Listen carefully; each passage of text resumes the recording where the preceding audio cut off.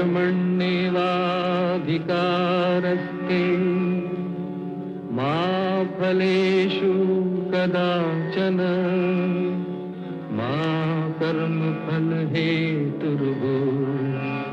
मा ते संगोऽस्त्वविकर्मणि।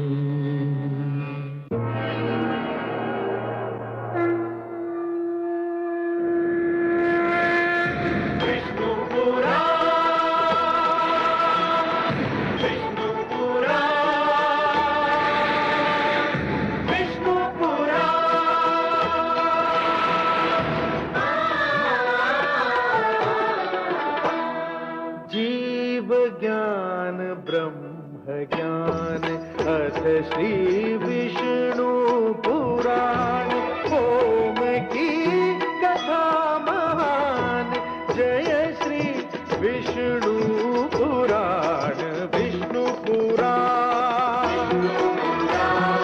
विष्णु पुराण विष्णु पुराण। मैं माँ हूँ, धरती माँ। धन्य है वे नारियां जो पति के धर्म निर्वाह की राह में बाधा नहीं बनती। केवल इतना ही नहीं कि बाधा नहीं बनती, बल्कि उन्हें त्याग और कर्म पर अडिग रहने का प्रोत्साहन भी देती हैं। देवी उर्मिला ने समस्त नारी जाति का माथा गर्व से ऊंचा कर दिया। स्वयं मैं हर्ष विभोर हो उठी हूँ। जानकी तो अपने स्वामी के साथ वनवास करने जा रही है, पर धन्य है देवी उर्मिला जिन्होंने महलों में रहकर अपने लिए 14 वर्ष का वनवास चुन लिया। तो क्या देवर जी भी हमारे साथ वन को प्रस्थान करेंगे? हाँ सीते,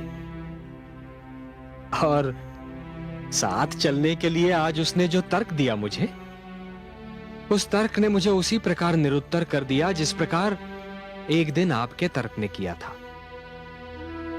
गुरुदेव वशिष्ठ के आश्रम में उसने उनके समक्ष एक संकल्प लिया था कि वो जीवन भर मेरी छाया बनकर साथ रहेगा।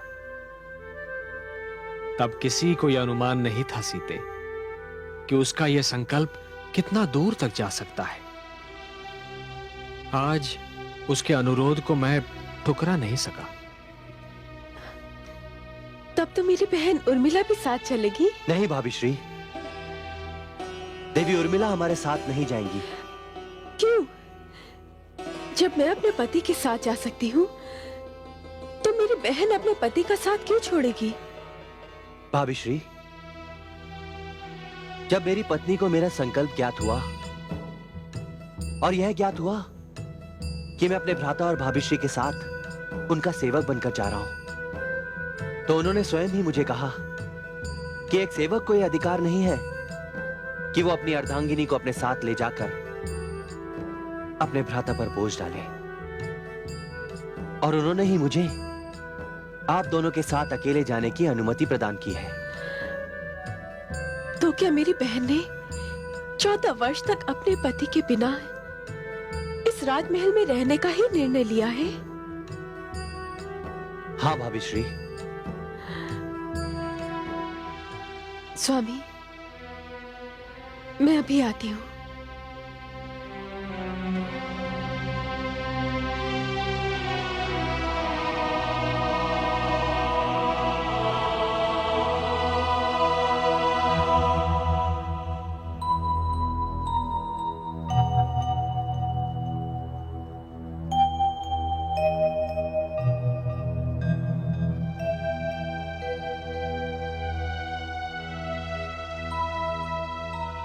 उर्मिला दीदी, आइए ना, आइए, बैठिए, कहिए। वैसे तो मैं तुमसे विदा ले चुकी हूँ, किंतु ऐसा लगा कि मैं तुमसे एक बार फिर ना मिलूं तो मेरी इच्छा अधूरी रह जाएगी। क्या दीदी, कैसी इच्छा? तुम्हारे चरण छूने की इच्छा। ये क्या कह रही हैं दीदी आप? आपकी बात सुनने से पहले मेरे कान पत्थर के क्यों ना बन गए? नहीं उर्मिला, संसार के लिए मैं अवश्य ही तुमसे बड़ी हूं, किंतु आज जो मैंने सुना उसको सुनने के उपरांत ऐसा लगा जैसे कि तुम मुझसे भी बड़ी हो। मैं तो अपनी तपस्या में अपने पति के साथ हूं, किंतु तुम्हारी तपस्या, उसकी कल्पना तो कोई साधारण स्त्री कर ही नहीं सकती। तुमने तो अपने पति का साथ त्याग दिया है, वो साथ जो हर विवाहित स्त्री का जन्मसिद्ध अधिकार होता है। दीदी, नहीं उर्मिला, ये त्याग केवल वही स्त्री कर सकती है जिसका हृदय बहुत बड़ा हो, अस्तित्व बहुत महान हो। मैंने तो अपने पति के साथ रहने के लिए वनवास का निर्णय लिया है, किंतु तुमने तो राजमहल में रह के वनवास का निर्णय लिया है। अकेलेपन का वनवास, सूनेपन का वनवास, राजमहल का वनवास। नहीं दीदी, मैंने कुछ नहीं किया। छाया को काया से केवल अंधकार ही दूर कर सकता है। जीजा श्री काया है और मेरे पति छाया। क्या मैं छाया को काया से दूर करने के लिए अंधकार बन जाती? फिर तो मेरा जीवन नर्क समान बन जाता। मैंने कोई त्याग नहीं किया है, केवल पातिव्रत धर्म का पालन किया है।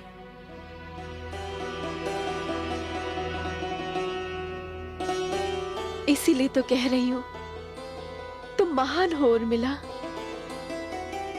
पतिव्रता धर्म, त्याग, तपस्या, इन सब की परिभाषा तुम्हारा नाम लिए बिना प्रत्येक काल तक संपूर्ण नहीं होगी। ये मेरा आशीर्वाद है। मैं तुम्हारी महिमा के आगे नतमस्तक हूं। आपके आशीर्वाद ने मुझे सब कुछ दे दिया दीदी। आपकी वाणी ने मेरे लिए 14 वर्ष के वियोग को सरल बना दिया। जब भी मुझे आपकी आज के दिन की बातें याद आएंगी, मुझे लगेगा कि आप मेरे पास ही हैं। आप सदा ही मेरा आदर्श रही हैं। ये त्याग है, तपस्या, जो भी है, मैंने आप ही से सीखा है।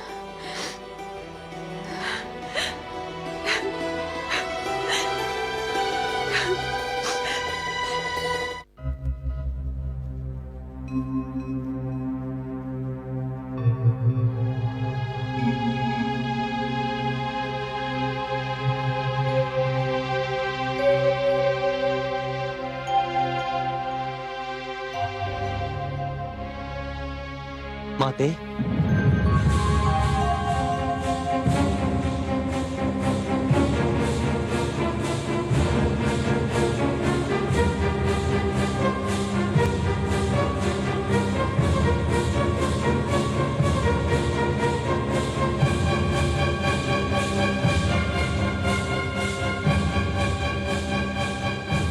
ये क्या पुत्र, तुमने ये वस्त्र क्यों धारण कर रखे हैं?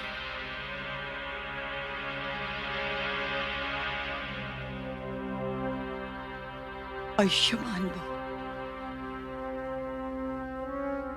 माते, मैं आपसे विदा लेने आया हूं। विदा? कैसी विदा पुत्र? माते, मैं भ्राताश्री के साथ वन को प्रस्थान कर रहा हूं। तुम? किंतु तुम क्यों? तुम्हें किसने कहा अयोध्या छोड़ने को? मेरी आत्मा ने माते, अपने भ्राता के साथ रहना मैं अपना धर्म मानता हूं और मैं अपना धर्म निभा रहा हूं माते। हाँ हाँ, अवश्य निभाओ अपना धर्म। सभी तो अपना अपना धर्म निभा रहे हैं। सभी को तो अपने अपने धर्म के पालन की चिंता पड़ी है। मां की भावनाओं की तनिक भी चिंता किसी को नहीं है। माते, सोचा था मेरा पुत्र राम चला जाएगा, पर मेरा दूसरा पुत्र तो मेरे पास होगा। दिन उसे निहारती रहूंगी तो एक पुत्र के जाने का वियोग आधा रह जाएगा। पर वो मेरा भ्रम था। मेरा दूसरा पुत्र भी मुझे छोड़कर जा रहा है। अरे मेरा नहीं तो सुमित्रा का ही सोचना था। वो सुनेगी कि तुम जा रहे हो तो क्या बीतेगी उसके मन पर? वो सुन चुकी है माते। सुमित्रा सुन चुकी है? हाँ माते, वो सुन चुकी है। और उन्होंने सुनकर यह कहा कि यदि मैंने इसके अतिरिक्त और कोई निर्णय लिया होता तो मैं सदा सदा के लिए उनकी दृष्टि से गिर जाता। माते, उन्होंने ही मुझे अपना अनुज धर्म निभाने का निर्देश दिया है। अब आप भी मुझे विदा करें। जाओ पुत्र, निभाओ अपना धर्म। मैं अपने छाती पर एक नहीं, दो दो पत्थर रखकर जीने का अभ्यास करूंगी। जाओ पुत्र, अब मुझसे सहन नहीं होता। जाओ।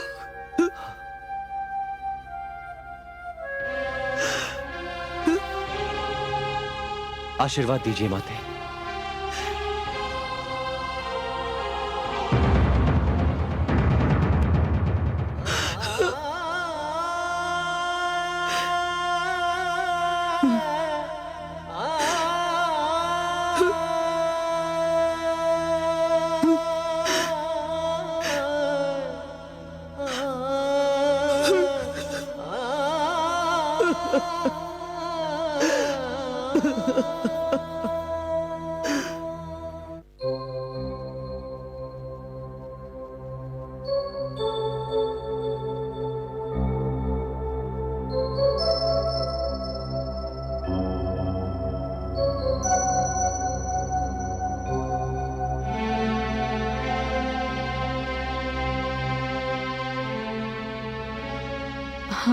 अंधकार में क्यों खड़ी है दीदी?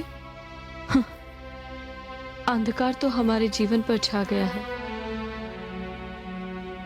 इस कक्ष का अंधकार तो एक नन्हा सा दिया भी दूर कर सकता है, लेकिन जो अंधकार हमारे जीवन पर छा गया है वो कैसे दूर होगा? आप ठीक कहती हैं दीदी। दुर्भाग्य तो इस बात का है कि ये अंधकार मेरे परिवार के कारण फैला है। मुझे चिंता इस बात की है कि ऐसी कठिन घड़ी में मेरे पति भी अयोध्या में नहीं है। मैंने सोचा था कि हम चारों बहनें साथ मिलकर रघुकुल की एकता को बढ़ाएंगी।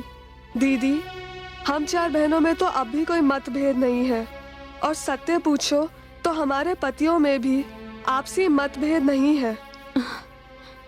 यदि राजकुमार भरत यहाँ होते तो संभवतः ये सब होता ही नहीं जो हो रहा है। हाँ बहन, कुछ दिन अपने पतिदेव के साथ रहकर मुझे विश्वास हो गया है कि यदि वो यहाँ होते तो ये अनर्थ कभी नहीं होता। किंतु मुझे समझ नहीं आ रहा कि अब किया क्या जाए। आज अयोध्या नगरी में हर एक नेत्र अश्रुओं से भीगे हुए हैं। इन अश्रुओं को केवल हमारे आंचल ही पोंछ सकते हैं। दीदी, हमें अपने आंसू पीकर माताओं के आंसू पोंछने होंगे। हमें पिताश्री का भी ध्यान रखना होगा। दीदी, ये उदास होकर बैठ जाने का समय नहीं है। हमारे धर्म की परीक्षा आज से आरंभ हो रही है।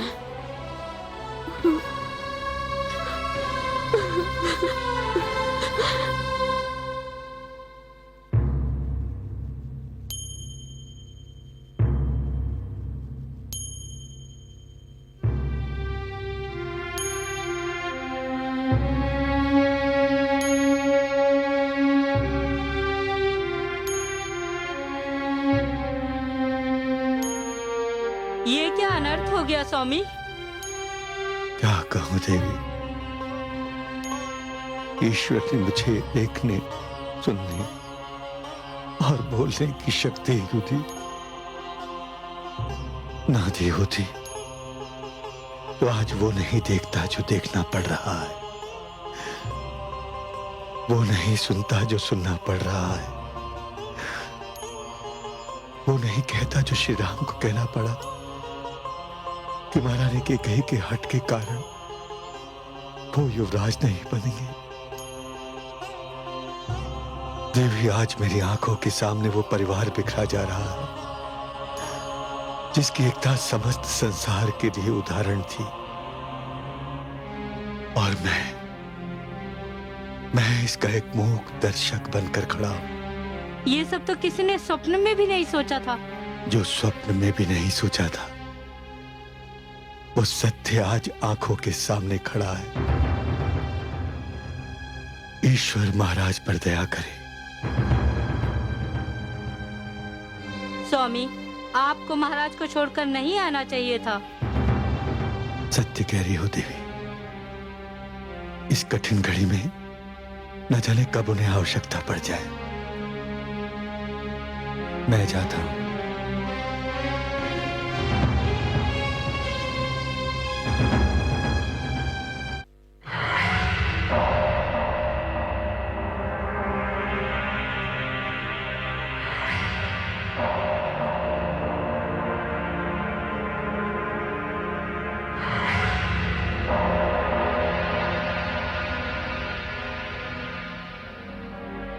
प्रणाम राजकुमार। प्रणाम धाई मां। कहिए, कैसे कष्ट किया? आपको आपके अनुज के युवराज बनने की बधाई देने आई हूँ राजकुमार। धन्यवाद दाई मां। आपने तो कभी सोचा भी ना होगा कि मेरा भरत भी कभी अयोध्या का युवराज बन सकता है। दाई मां, सत्य तो यह है कि मैंने कभी इसके अतिरिक्त और कुछ सोचा ही नहीं। अनुज भरत को ही अयोध्या का युवराज बनना चाहिए। जी? मैंने तो पिताश्री से तभी कह दिया था जब उन्होंने मुझे युवराज बनाने की घोषणा की थी कि वो अपने इस निर्णय पर पुनर्विचार कर लें। क्यों? क्यों? क्योंकि भरत मुझसे अधिक श्रेष्ठ युवराज सिद्ध होगा। मुझे डर लगता है, किंतु इस अवसर की प्रसन्नता में मैं आपको लड्डू खिलाने आई थी। तो खिलाइए ना, भय किस बात का धाई मां? राजकुमार लक्ष्मण ने क्रोध में मेरे लड्डुओं का थाल गिरा दिया था। मैं अनुज लक्ष्मण की ओर से क्षमा मांगता हूं। तो फिर लीजिए। यूं नहीं धाई मां, आप अपने हाथों से खिलाएंगी तभी इन लड्डुओं का स्वाद बढ़ जाएगा।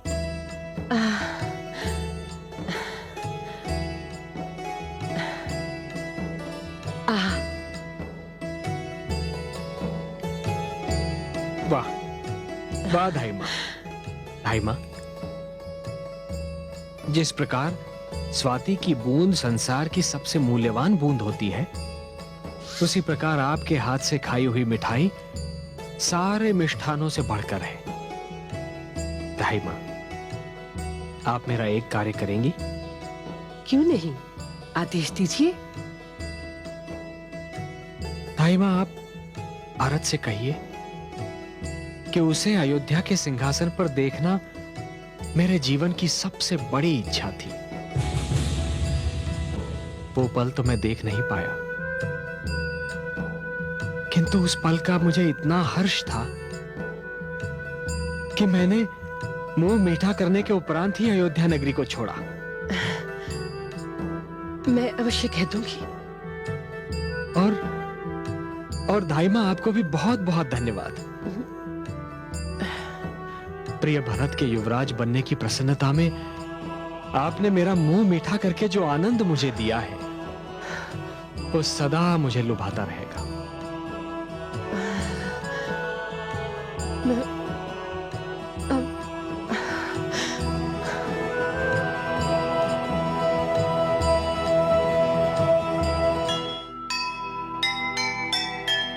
कहाँ नीच मते मंथरा और कहाँ श्री राम। पानी पर बिजली गिरे हो जाए बेकार। सच्चे जन सेवक सदा चलते अपनी राह। ना माया का मोह कुछ ना सता की चाह, ना सता की चाह। जीव ज्ञान ब्रह्म ज्ञान अथ श्री विष्णु